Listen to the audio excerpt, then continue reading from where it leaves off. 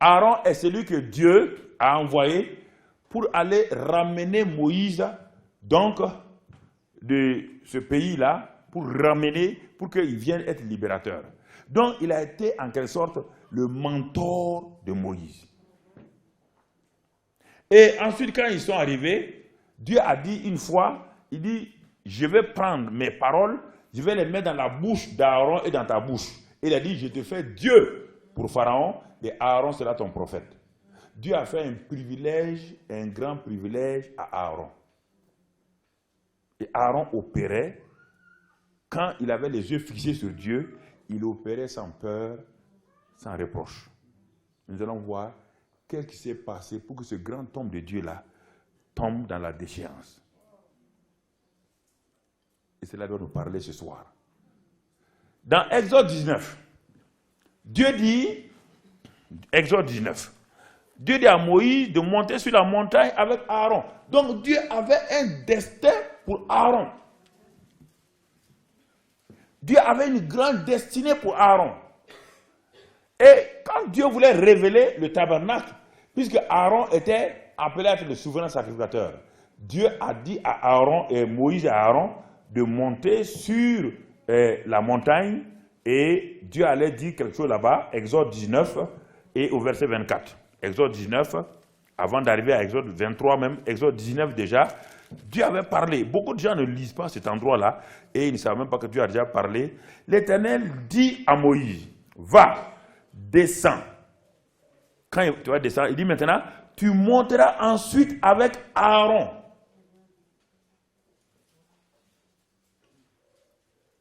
Moïse était seul là-haut. Dieu lui dit, descends.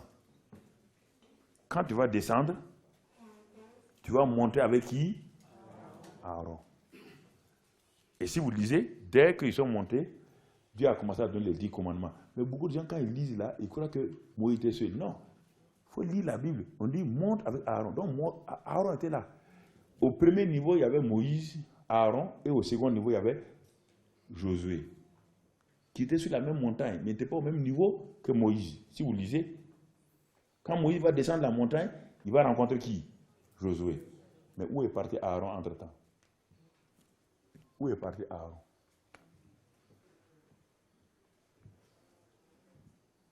La question est là. Il dit, monte avec lui, avant les 10 commandements. Lisez, vous voyez là, le chapitre 20, c'est quoi? Les 10 commandements. Avant que Dieu ne donne les 10 commandements, il dit à Moïse, descends. Remonte maintenant avec Aaron. Mais quand Moïse va descendre, il va trouver Aaron où? C'est bizarre, hein? Qu'est-ce qui s'est passé? Allons dans Exode 32, puisque les 10 commandements sont donnés à partir du chapitre 20. Dieu va donner les 10 commandements. Allons à chapitre 32, tu vas voir que tu vas découvrir Aaron, il est quelque part. Où est-ce qu'il est? Pourquoi il est là-bas? Quand vous lisez la Bible est un livre complet. Exode 32. Le verset 1. Regardez maintenant. Le peuple, voyant que Moïse tardait à descendre la montagne, s'assembla autour d'Aaron et lui dit, allons, fais-nous un Dieu qui marche devant nous, car ce Moïse, cet homme qui nous a fait sortir du pays d'Égypte, nous ne savons ce qu'il est devenu. Mais nous ne savons pas ce qu'il est devenu. Aaron aurait dû leur dire quoi? Puisque Moïse est descendu pour prendre Aaron, oui ou non? Alors, qu'est-ce que Aaron fait ici maintenant?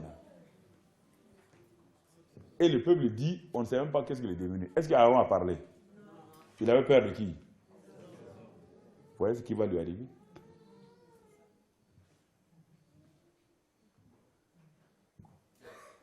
Qu'est-ce que tu fais ici, Aaron?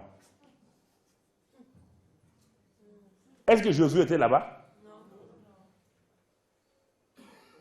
Qu'est-ce qu'Aaron fait là? Quand est-ce qu'il est descendu? Je vais vous dire quelque chose, frère. Quand les gens se tiennent dans la présence de Dieu, écoutez-moi, frère, la présence de Dieu est terrible quand Dieu se tait dans le silence. Rares de gens supportent le silence de Dieu. Par le silence de Dieu, vous amène vous-même à rentrer où? en vous-même. C'est ça, non? Le silence, quand Dieu ne vous parle pas, vous êtes obligé de rentrer et de vous examiner aux yeux de qui? Tout le monde aime être avec les gens pour se comparer aux autres. C'est facile de me comparer à ce frère-là quand je vois ses défauts et que moi j'accepte toutes mes choses. C'est facile, non? Mais quand il n'y a personne, tu vas te comparer à qui? Il n'y a que Dieu qui reste, non? Et tu as envie de te comparer à Dieu? Beaucoup de gens, c'est pourquoi ils n'aiment pas le silence, la prière silencieuse. Ils aiment le bruit. Ils aiment le bruit. Beaucoup de chrétiens aiment le bruit. Aaron est descendu entre-temps. Aaron, il ne peut pas supporter. L'autre jour, on a dit, Moïse a fait combien de jours sans que Dieu lui parle? 6 jours. 6 jours, il est dans la quoi? Dans la gloire de Dieu. Écoutez, je vais vous donner un simple exemple. Une petite expérience que j'ai vécue. Il y a plusieurs années, j'étais directeur d'entreprise. Je prenais un jeune avec moi pour prier. Ce vendredi soir, quand j'ai fini le service, le samedi étant libre, j'ai dit, bon, viens, on va faire la veillée. J'avais une chambre où je priais. J'aimais la présence de Dieu. Et je l'ai amené dans cette chambre-là.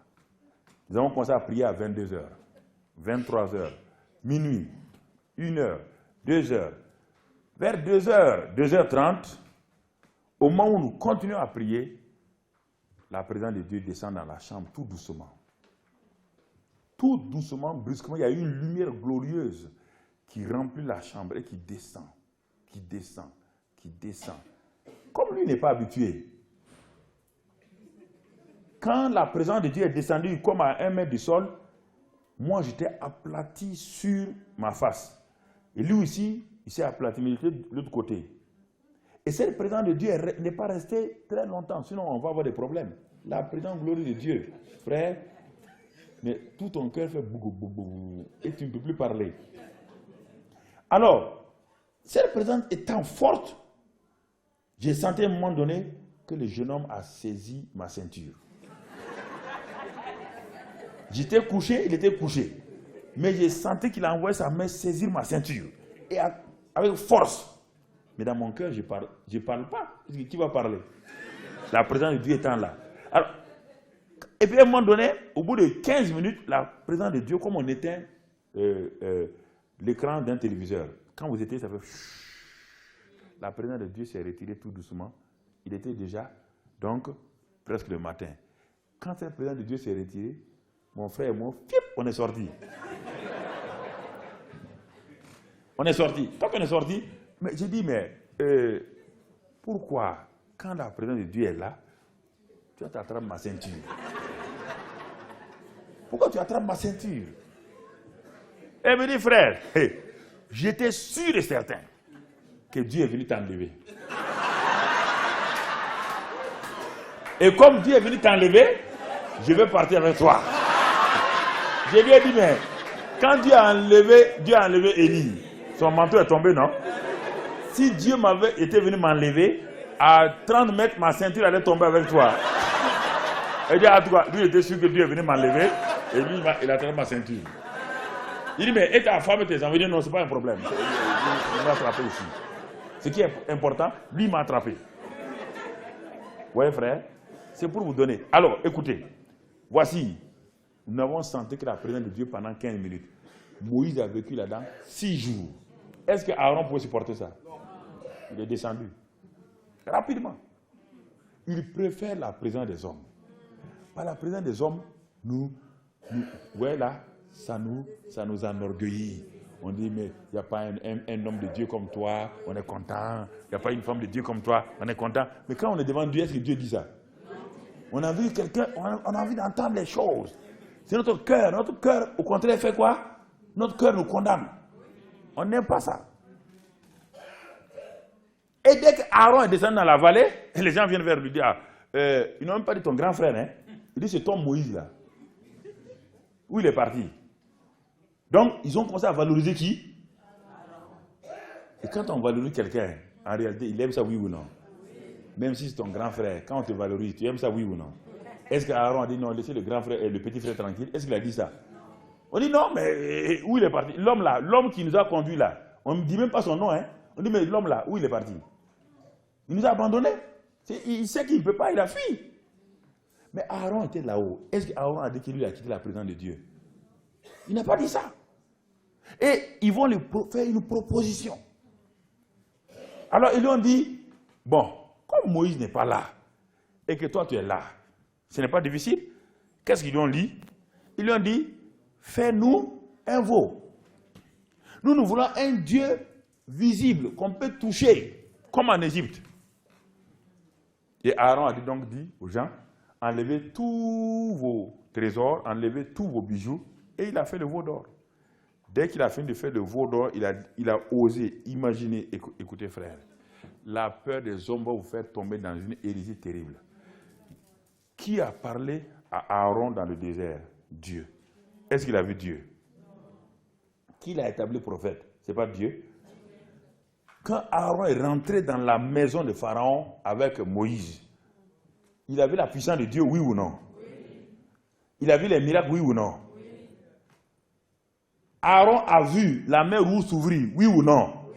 Alors comment un homme qui a vu tant de miracles peut s'arrêter et faire un veau en fonte et dire, ô Israël, voici votre Dieu? Il a eu peur de qui?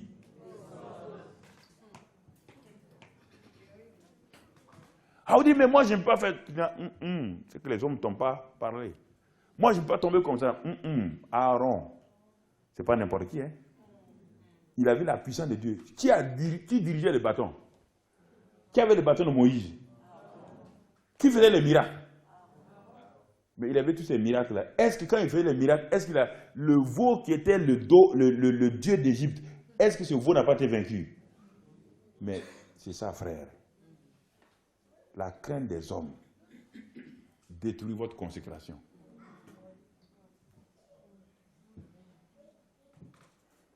Il savait bien que ce veau-là n'est pas Dieu. Mais les gens lui ont dit, fais-nous un Dieu. Et les gens vont vous imposer leur point de vue en vous disant, pasteur, nous ne voulons pas que dans cette église-là, tu dises que Dieu fait des miracles. Et le pasteur se tient tranquille et il sait que ce n'est pas normal. Les gens sont dans l'église, ils disent au pasteur, on ne veut plus. Tu sais, nous sommes une église purement évangélique, pure et dure. Nous ne voulons plus ces manifestations ici. Nous ne voulons même pas qu'on parle en langue. Nous n'aimons pas ça ici. Sinon, mon frère, pasteur, tu vas aller chercher ton salaire ailleurs. Et le pasteur se calme et les dons se calment avec lui. Et il est assis maintenant, il obéit aux hommes. C'est ça. La crainte de l'homme paralyse vos dons et vous enlève l'autorité. Devant le Satan, vous n'avez plus d'autorité. Il n'a plus peur de vous. Alors, si vous dites que vous êtes consacré et vous ne craignez pas Dieu, votre consécration n'est pas réelle. Dieu vous a dit que lui, quand vous le craignez, lui vous élève, il vous garantit le succès. Il dit que la crainte de l'homme, ça vous met des pièges. Ça a mis un piège à Aaron, oui ou non? Quand Moïse est descendu, il a dit, comment tu as pu te faire ensorceler par ce peuple-là? Il a dit, non, mais ce n'est pas moi. Tu sais, les gens, ils sont durs, hein? Ils sont ici. Donc ça veut dire quoi? Il a commencé à accuser tout le monde. Il a commencé à accuser tout le monde. Faites attention, frère. Dieu vous a donné des dons. Il faut les exercer. Dans l'église, ou dans le groupe où vous êtes, il y a des gens qui n'aiment pas que Dieu se manifeste. Et ils vont tout faire pour étouffer ce que Dieu fait. Si vous acceptez ça, c'est à votre risque et péril.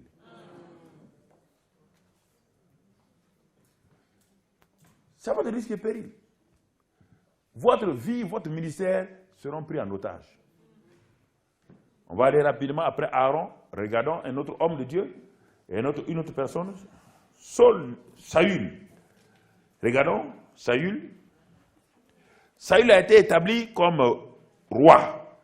Si dans 1 Samuel 10, on ne va pas le lire, 1 Samuel 10, verset 1 à verset 8, Samuel est venu oindre Saül comme roi. Saül n'était pas un mauvais roi, frère. Les gens croient que Saül n'était pas un mauvais roi. À l'époque, c'était l'homme que Dieu a trouvé. Dieu ne se trompe pas, frère. Les gens disent, ah, mais Dieu s'est trompé après. Non, Dieu ne se trompe pas. Il n'y a pas aucune erreur en Dieu. Il était l'homme de l'époque. Mais ce qui va trahir Saül, c'est son propre cœur.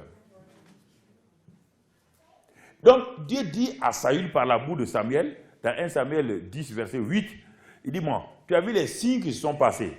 Tu as reçu un nouveau cœur. Tu as reçu l'onction. Tu as prophétisé. Tu as vu tous ces signes se passer. Le verset 8 dit, maintenant spécifiquement, le verset 8 dit, va à Gilgal.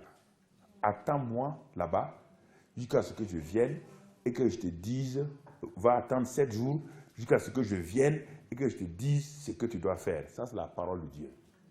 Donc, Dieu vous donne l'ordre de mission. Dieu vous a parlé. Saül a pris cette parole, est allé effectivement à Gilgal.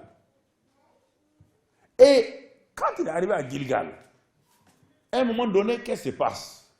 Les Philistins, Satan va toujours venir. Satan veut vous intimider. Il a intimidé Ève et Adam. Il a donné son opinion et Ève a accepté l'opinion de Satan et il a communiqué l'opinion. Il a donné son opinion à Noé. Il a donné son opinion à Sarah en lui disant, dis à ton mari de prendre cette jeune fille Agar. Et aujourd'hui, le Moyen-Orient est toujours en bagarre avec cette situation-là. Vous comprenez? Il a donné à chacun. Il a donné à chacun une opinion.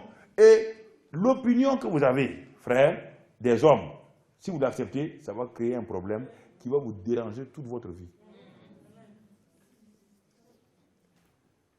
Quand Abraham regarde le ciel un peu, s'il pouvait regarder le ciel, quand il voit la guerre du Moyen-Orient, il ferme, il dit, Dieu, ferme vite. Dieu, mais pourquoi? Il dit, ah, c'est ça, c'est Sarah là. Hein? Il m'a donné la fille là. Hein? Moi aussi, je ne voulais pas refuser.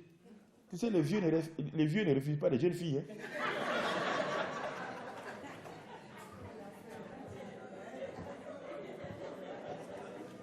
C'est ça le problème. Mais c'est ça. Ils ne refusent pas. Maintenant, elle m'a créé problème. Dieu dit, mais ça, Abraham, tu aurais pu refuser, mais il faut me comprendre. Hein?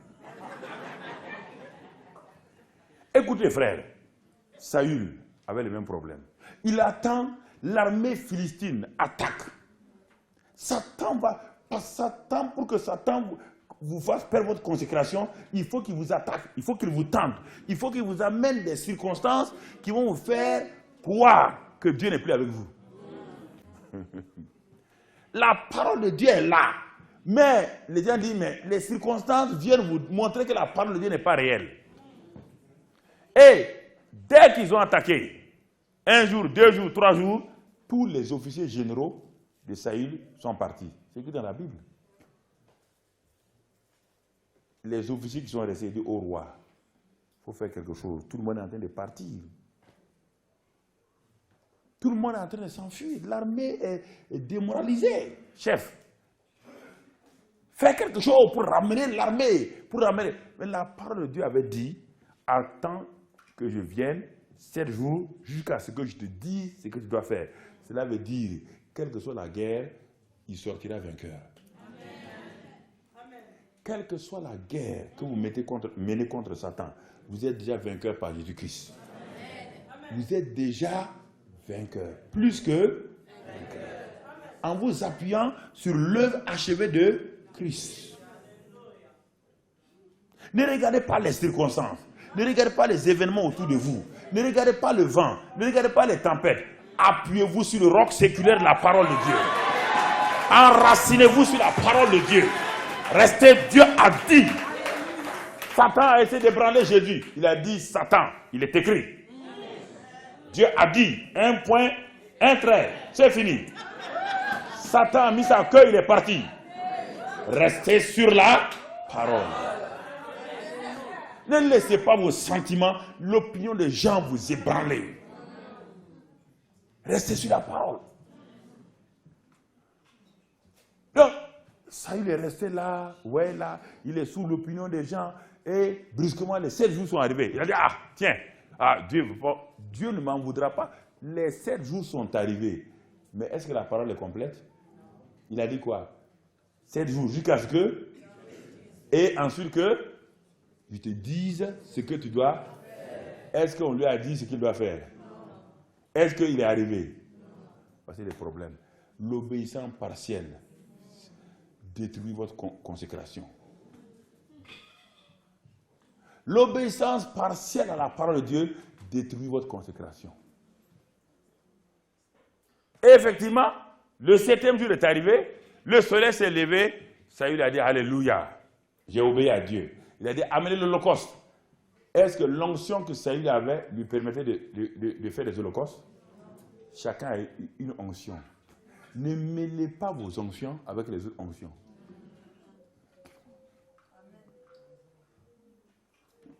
Écoutez-moi très bien. Dans le corps humain, j'aime donner cet exemple-là, parce que les gens très sensibles, quand je donne ça, ça les choque. Mais je vous donne ça, je ne veux pas être hypocrite avec vous. Dans le corps là, dans le corps humain, il y a le trou d'en haut, il y a le trou d'en bas. Oui ou non? Oui. Les 2 trous sont importants. Le trou d'en haut fait quoi? Le trou d'en bas fait quoi? Il dégage. Mais si vous dites que le trou d'en haut seulement est important, vous mangez, et le trou d'en bas ne fonctionne pas, vous allez avoir quoi? Vous allez mourir, oui ou non? Donc c'est pourquoi chaque organe a sa fonction et son onction. Chaque personne a sa fonction et son onction. Moïse et Saül a été établi. Il a l'onction d'être quoi? Roi, pas sacrificateur. Il est parti, il a pris l'holocauste. Il n'a pas l'onction de donner les holocaustes. Il a mélangé les 2 onctions. Et quand il a égorgé, dès qu'il a fini, Samuel est là. Il dit, que viens-tu de faire? Il dit, vous voyez bien, il va dire les hommes. J'ai attendu 7 jours comme tu l'as dit. Je voyais que tu ne venais pas et que l'armée, les gens avaient des problèmes. Les gens m'ont influencé et j'ai fait. Alors Samuel lui dit, insensé, le pouvoir vient de t'être retiré car Dieu a trouvé un homme selon son. Quelques minutes ont fait perdre la royauté de Saül. La consécration, c'est un abandon à Dieu. Mon opinion ne compte plus. L'opinion des hommes ne compte plus. Vous comprenez? C'est ça la consécration. C'est la pensée de Dieu qui compte, frère. Et si vous lisez l'histoire de Saül, il a continué sa vie comme cela. Chaque fois, Dieu dit maintenant, Dieu voulait le racheter. Il a dit, bon, tu connais Agag? Il dit, oui, je connais Agag. Il dit, bon, je vais te racheter. Tu vas aller, les Amalécites là, tu vas les détruire totalement. Il a dit, oui, bon, ok, il est parti. Arrivé là-bas, encore, il voit le roi Agag. Il regarde, un beau roi comme ça là. Dieu même, est-ce qu'il a bien réfléchi? L'opinion des gens encore. Et puis le peuple a dit, oh roi, les bœufs là, les bœufs gras là, les veaux gras là, mais c'est bon qu'on ait donné ça à Dieu. Mais Dieu avait dit quoi? De dévouer par interdit tout. Mais l'opinion des gens a fait quoi? Ça, il a dit, ok, si vous voulez donner ça à Dieu, Dieu sera content. Des veaux gras comme ça, Dieu sera content. Et la nuit, le prophète Samuel dormait. Dieu est parti frapper à la porte de Samuel. Coco. Il dit, hey, prophète, tu dors? Il dit, mais Dieu, j'ai fait mon travail, je dors. Il dit, tu n'as pas fini, hein? L'homme là. Il dit, quel homme? Il dit, Saül là. Il dit, hey, lève-toi. Il est terrible. Qu'est-ce qu'il a fait? Tout ce qu'il lui a dit là, il a fait le contraire. La Bible dit que Samuel était fâché contre Dieu. Même le prophète s'est fâché. Il dit, mais c'est toi qui l'as établi, non? Tu dis, c'est mon homme maintenant. C'est toi qui ne l'as pas établi. Mais Dieu, quand c'est comme ça, Dieu ne vous en veut pas. Il ne vous en veut pas. Et dès que Samuel arrive chez Saül, il dit, hé, homme de Dieu, bonne arrivée. Il dit, quel homme de Dieu? Quel homme de Dieu ça? Qu'as-tu fait? Et c'est bellement, il a dit, écoute-moi, c'est pas moi, hein. C'est moi, je suis bon.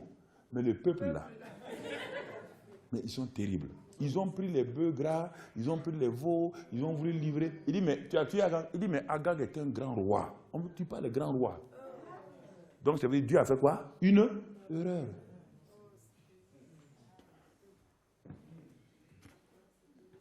Et Samuel s'est tourné pour partir. Il a dit, bon, c'est fini pour toi. Saül court derrière lui, il tient son habit, il déchire son habit. Samuel dit, la royauté aujourd'hui est détruite. Il dit, bon, ok, la royauté est détruite, mais viens pour me racheter devant mon peuple. Viens leur dire quand même que je suis un grand roi. Les gens veulent toujours l'opinion des autres. L'opinion des autres sur vous. Vous voulez que les gens vous considèrent. Mais si vous n'êtes pas considéré par Dieu, la considération des hommes vous fera quoi? Frère, la crainte de Dieu est le commencement de la sagesse. La crainte de Dieu va permettre que votre consécration reste ferme. La crainte de Dieu met Dieu à vos côtés. La crainte de Dieu met toute l'armée céleste à votre disposition. La crainte de Dieu fera, frère, que les anges et les archanges sont là pour accomplir ce que vous devez accomplir. Le Saint-Esprit, frère. Ces dernières années, j'enseigne sur le royaume. Ce n'est pas notre thème. J'enseigne sur le royaume. Je viens de terminer le séminaire de Pentecôte. J'enseigne sur le royaume. Mais ce que Dieu m'a montré ces dernières années avec le royaume, quand nous prêchons, la présence des anges est là. Ce n'est pas de l'amusement. Ce n'est pas de l'amusement. On m'a dit de traiter consécration. Je traite consécration. Mais le royaume de Dieu est une réalité, frère. Ce n'est pas une illusion. Le royaume des cieux, ce n'est pas le paradis. Non. C'est le règne de Dieu. C'est la volonté de Dieu qui est faite au ciel là, qui est transférée sur la terre et qui est manifestée à travers un homme ou une femme qui décide de se mettre du côté de Dieu et de dire à Dieu que ton règne vienne et que ta volonté qui est déjà faite au ciel soit faite sur la terre. Et quand il y a ça, frère, les choses commencent à se passer. L'argent n'est plus un problème. C'est pourquoi nous ne demandons pas l'argent. On n'a pas besoin de demander de l'argent, frère. Faites le règne, laissez le règne de Dieu. C'est pourquoi les guérisons sont devenues faciles. C'est pourquoi la présence. Je suis allé dans mon propre village, qui était mon village qui est un village musulman à 98%. Je suis allé faire un séminaire pour les jeunes, le décembre passé. Des jeunes gens qui ne parlent même pas français. Je leur ai enseigné simplement les règles du royaume. Il y avait 1 millier de jeunes gens qui étaient venus. Mais dès qu'on a fini, j'ai imposé les mains sur chacun d'entre eux. Ils sont allés. Ils étaient avec moi dimanche passé.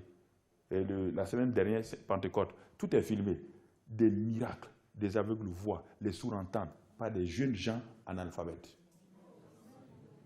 Tout est sur cassette vidéo. La puissance du règne de Dieu se manifeste. Ce que je vous dis là, ce n'est pas de l'amusement, ce n'est pas de la blague.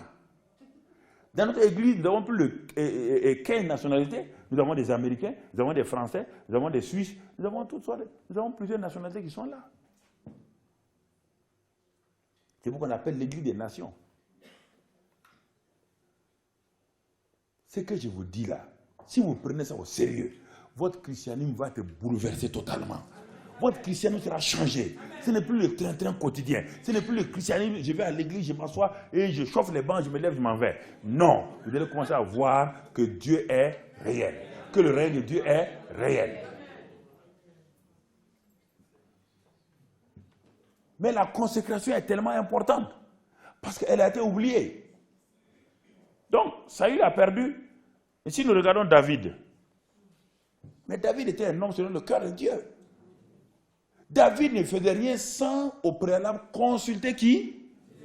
Le terme consulter est le terme le plus populaire dans la vie de qui? De David. Le terme consulter Dieu. Il a tellement consulté Dieu pour tous les cas. Et la dernière fois que David va consulter Dieu, il est venu d'une tournée avec ses vaillants hommes. Il revient trouver à Siclac Quand il arrive, là où sa famille résidait avec les familles de ses soldats, il vient trouver que la ville a été balayée, brûlée. Tous ses enfants partis. Et les enfants de ses militaires partis. S'il n'avait pas appris à consulter Dieu dans les petites choses, est-ce qu'il pourrait le consulter quand c'est difficile? Au moment où David était arrêté, il est dit qu'ils ont tellement pleuré, lui et ses vaillants hommes, ils ont pleuré jusqu'à ce qu'ils ne pouvaient même plus pleurer. Ils ne pouvaient même plus pleurer parce que les Amalécites avaient détruit leur maison, avaient brûlé, avaient emporté leurs femmes, leurs enfants et leurs biens. Non seulement ça, ils ne pouvaient plus pleurer. Au moment où David ne pouvait plus pleurer, ses propres vaillants soldats, qu'il a pris des gens qui n'étaient rien, qu'il a élevés, qu'il a formés, ces 400 soldats ont pris des cailloux et ils ont dit, David, on te tue aujourd'hui. En ce moment-là, qu'allez-vous faire? Si vous n'êtes pas consacré à Dieu, qu'allez-vous faire quand aucun homme, tout homme se tourne contre vous, même vos meilleurs amis? Qu'allez-vous faire?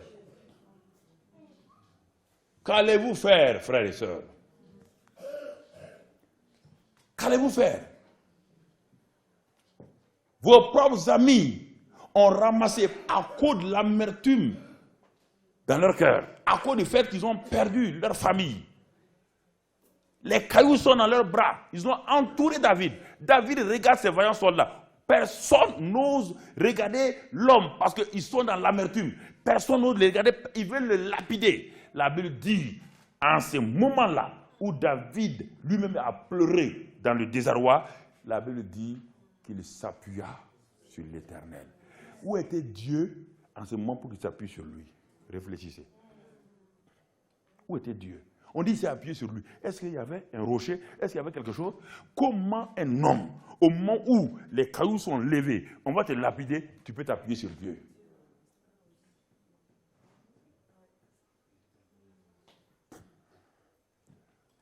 Comment tu peux t'appuyer sur Dieu? Comment peux-tu t'appuyer sur Dieu? C'est ça que je vous ai raconté l'année passée quand j'étais venu à Pâques. Quand on m'a téléphoné que ma fille est morte aux États-Unis, on dit qu'elle est morte, arrêt cardiaque. Le sang est monté dans les 2 poumons. Elle venait d'accoucher le 7 décembre. Elle est morte le 9 décembre. Je venais de prêcher que Dieu est réel. Je quitte, on me téléphone. Pasteur Karambiri, c'est vous, dit oui, votre fille vient de mourir à Johnson City, Tennessee. Arrêt cardiaque. Je téléphone à ma femme, elle dit, mais là, elle vient de mourir. Elle dit, non, c'est pas possible. On lui a parlé hier nuit, on a parlé avec elle hier nuit. Oui, hier nuit, c'est hier nuit. Mais maintenant, elle est morte d'arrêt cardiaque. Pour être sûr que c'est vrai, je prends le téléphone. Je téléphone sur le cellulaire de ma fille.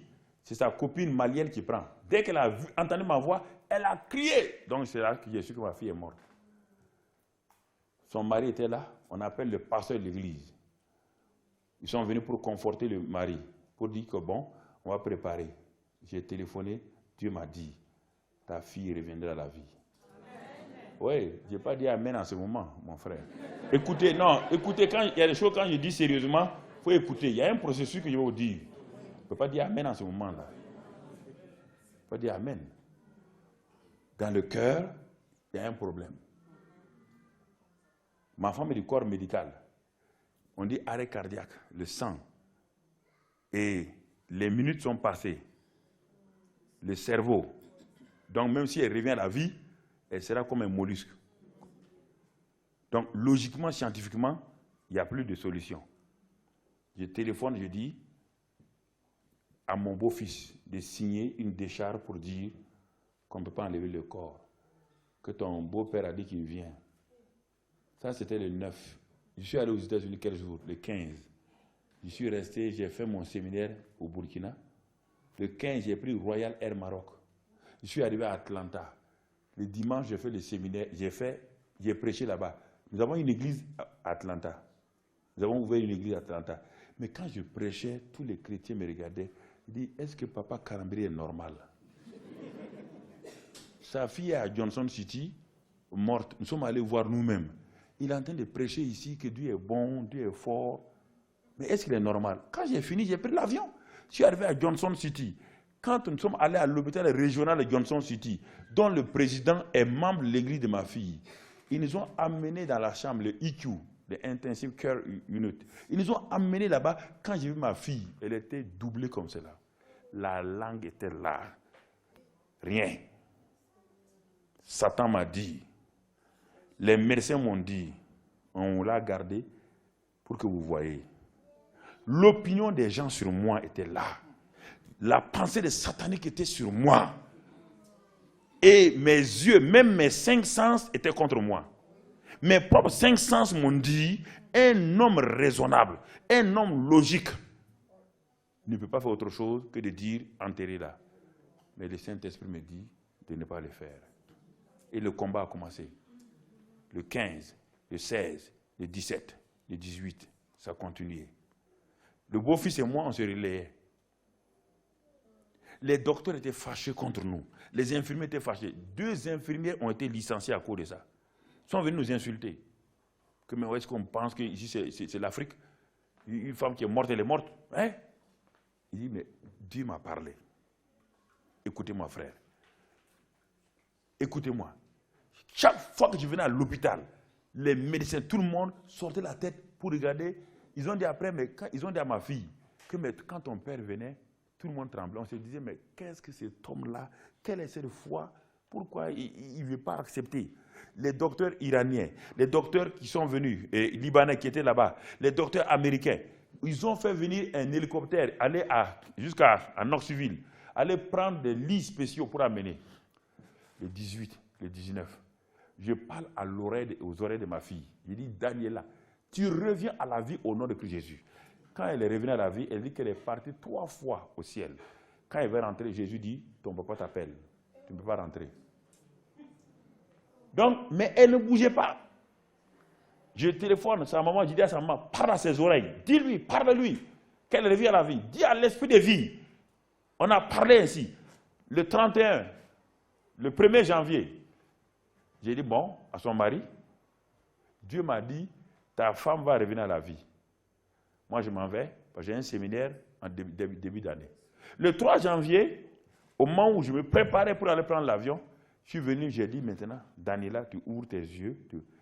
Elle a commencé à ouvrir ses yeux. Elle a commencé à parler un langage bizarre, puisque le cerveau. Les gens, ils sont venus me dire, bon, ce que vous avez fait, c'est bien, mais elle ne pourra jamais marcher, elle ne pourra jamais vivre, elle sera un mollusque. L'intimidation a commencé à se manifester. L'intimidation. J'ai dit non. Il dit il reviendra. Le président de l'hôpital est venu me voir spécialement. C'est un chrétien. Et le jour que je devais partir, j'ai demandé aux anesthésistes, parce qu'ils avaient mis dans sa gorge l'oxygène, puisqu'elle ne respire pas, l'oxygène était envoyé. J'ai dit de venir enlever ça, qu'elle va respirer. Mais c'était un problème. Le pasteur est venu, les anciens de l'église sont venus, on a dit d'appeler tout le monde. Le gars est venu avec ses bouteilles d'oxygène et tout, il avait tout, ils se sont préparés, ils rentraient dans la chambre.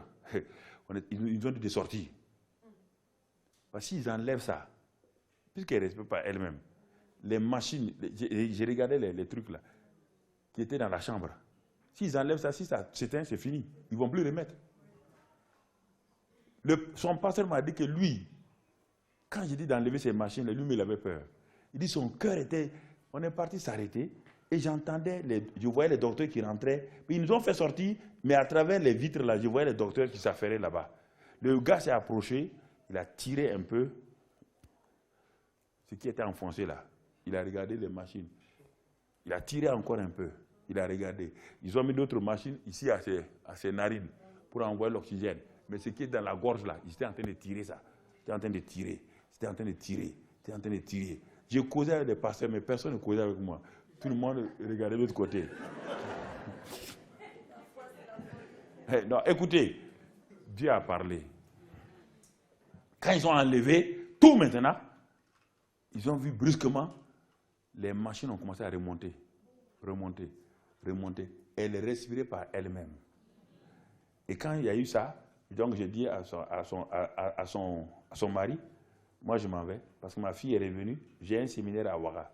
J'ai pris le Royal Air Maroc, je suis arrivé à Casablanca, j'ai téléphoné. On dit oui, bon, elle parle un peu, mais c'est pas clair. J'ai dit, bon, le 5 janvier, j'arrive, ma femme, on téléphone le matin, son mari dit, ma femme est en train de se laver à la douche. Le dossier a 500 pages comme cela.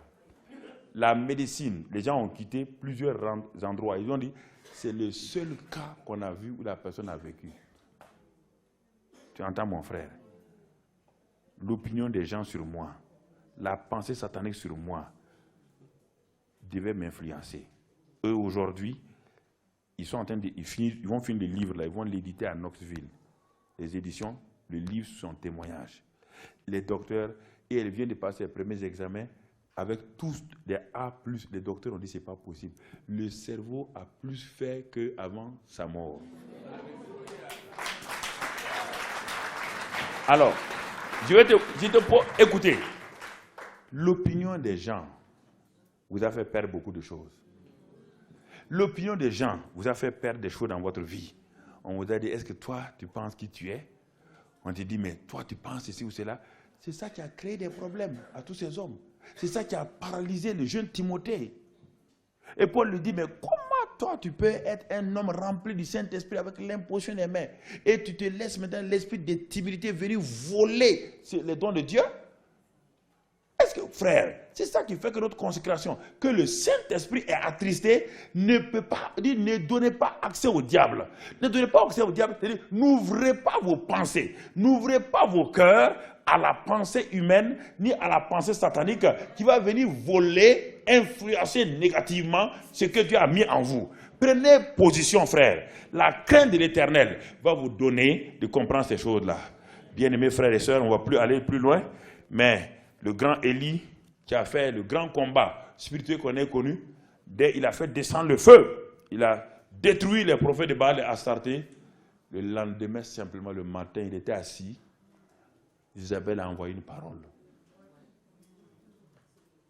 Un homme moins comme Élie, écoutez, un homme aussi consacré qu'Élie. Le matin, on vient lui dire que Isabelle a dit ce que tu as fait à mes prophètes.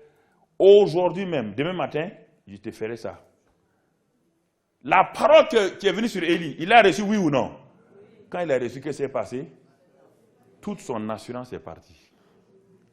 Comment un homme hier a fait descendre le feu, a fait égorger les prophètes de Baal, et ce matin, une simple parole vient. L'intimidation par Satan vous paralyse dans votre vie. Et cet homme de Dieu s'est mis à courir. Et quand on lui a demandé où il va, il dit que lui, il est en train de fuir. Hein? Lui, il a envie de mourir. Mais honnêtement, s'il voulait mourir, il devait attendre qui? Vous avez dit, je vais te tuer, non? S'il voulait honnêtement mourir, est-ce qu'il il devait fuir? Il n'avait qu'à rester. Quand on a des problèmes, on ment en plus. Oui, c'est ça. Quand la peur vient, nous mentons pour couvrir beaucoup de choses. Il y a plein de choses que Dieu a voulu faire dans votre vie. Dieu n'a pas changé. Mais il y a combien de choses que Dieu a voulu faire et les gens vous ont dit, si tu fais comme ça, ça n'ira pas. Nous, on pense que c'est comme ça. Combien de choses les gens vous avez laissé voler. Et le Saint-Esprit ne peut pas faire. Si aujourd'hui, le ministère que Dieu nous a donné, si je n'ai pas résisté à la pensée humaine, on m'a dit, tu n'as pas fait école biblique, tu n'as fait aucune formation, comment une économie peut être pasteur, on m'a dit toutes sortes de choses. Mais je me suis assis, j'ai dit, frère, Dieu m'a dit que je suis appelé, Dieu m'a dit d'avancer. Je suis avancé pas à pas. Les gens m'ont combattu férocement. Je n'ai jamais haï quelqu'un, je n'ai jamais fait du mal à quelqu'un. J'ai décidé d'accomplir ce que Dieu m'a dit d'accomplir. Et frère, aujourd'hui, plusieurs d'entre eux qui m'ont critiqué m'ont dit clairement, tu as un ministère. Il dit, mais oui, si je vous avais écouté, je n'aurais pas ce ministère-là. Si je vous avais écouté, les centaines d'églises que nous avons au Burkina Faso, il n'y aurait pas ça.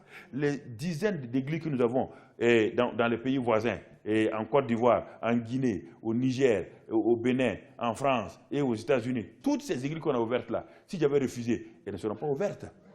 Les milliers de jeunes gens que j'ai impactés dans les pays africains, dans les pays de la francophonie, ne seront pas impactés. Si j'avais accepté de m'asseoir tranquillement pour être un simple diacre, aujourd'hui, Aujourd'hui, la francophonie allait manquer de quelque chose. Vous comprenez, frère? C'est ça. Ne laissez pas. Ce soir-là, on va prier pour ça. Il y a des gens qui sont ici, qui sont paralysés par la peur. On va briser tous ces liens-là ce soir. Oh, ah bon? Il est 22h. Ah, excusez-moi, donc, il est 22h. On va prier. Maintenant, on arrête, on va prier. On va prier ce soir. Ferme ta Bible et sois honnête avec toi-même. Regarde ta vie. La peur des hommes, qu'est-ce qu'elle a fait dans ta vie? La peur satanique, qu'est-ce qu'elle a fait dans ta vie? Regarde attentivement. Regarde combien de fois tu as manqué. Quand Dieu a voulu t'utiliser, tu as manqué. Dieu t'a dit d'aller témoigner à quelqu'un. Tu as refusé jusqu'au jour où la personne est morte. Dieu t'a dit d'aller prier pour quelqu'un. Tu as refusé. Et le lendemain, quand tu pars, on dit que la personne a été enterrée. Et tu regrettes. Pourquoi? Parce que tu as eu peur de la pensée des hommes. Baissons la tête et réfléchissons nous-mêmes. Il ne faut plus me regarder, que chacun réfléchisse. Et parle à Dieu ce soir-là. Mon frère, ma soeur, quelles sont les opportunités que Dieu vous a données et que vous avez manqué à cause de la peur de quand dira-t-on, de ce que les gens pensent de vous? Si vous vous repentez ce soir en disant à Dieu, Seigneur, je me repens d'avoir manqué ces opportunités, ces occasions que tu m'as données, mais par peur des hommes, du quand dira-t-on, je n'ai pas gardé ma consécration. Père, je confesse mon péché ce soir. Dites cela à Dieu, là où vous êtes. Dites cela à Dieu. Si vous ne dites pas ça à Dieu, si vous refusez de prier cette prière-là, toute prière que je vais faire sera nulle et non avenue, parce que vous refusez de vous humilier devant Dieu. Vous refusez d'avoir laissé les hommes vous dominer. Dites à Dieu que vous renversez la domination des hommes ce soir. Vous renversez la pensée des hommes sur vous. Vous refusez que les hommes contrôlent votre vie.